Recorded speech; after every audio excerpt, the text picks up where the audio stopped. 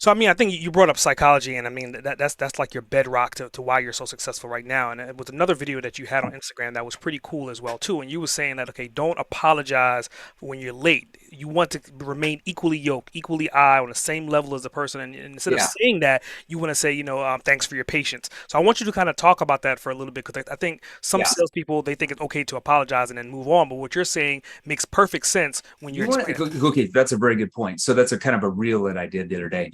So you want to come in any sales conversation you're in, you want to come in with an equal, what we call status frame. Okay.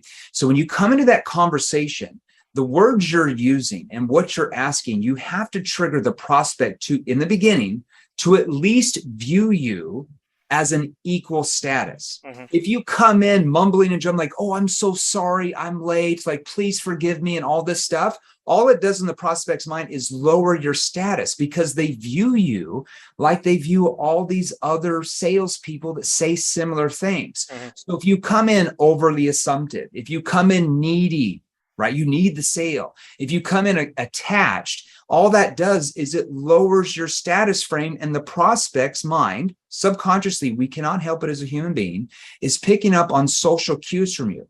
So they're picking up on your verbal and nonverbal cues based on what you're saying and or asking, that is lowering your status in their mind. And when you start to lower your status in their mind, they don't view you as an expert. They don't view you as like a trusted authority who's going to get them the results they want. So they just kind of push you off to the side, like all these other salespeople that call them every day, and they commoditize you. And that's not a place where you want to be.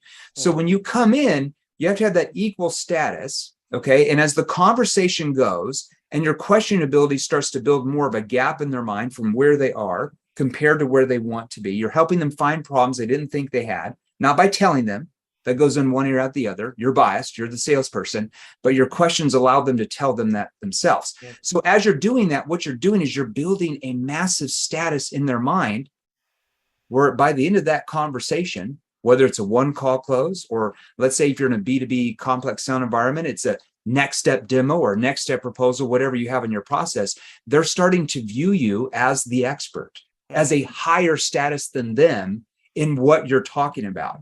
And that's where you want your prospects to view you, as having a high status, because then they view you as an authority figure. Whereas they don't view all these other salespeople like that. They just view them as trying to sell them something. They're trying to get rid of them. So just a common thing like that, instead of saying like, oh, I apologize, just say, John, I appreciate your patience. I'm just a little bit behind schedule for my last appointment. I appreciate your patience. I'm just a little bit behind schedule. Now that implies that you're what? That you're busy. You got lots of other clients. You don't need them to buy. And that raises your status. So that's what I mean by a status frame.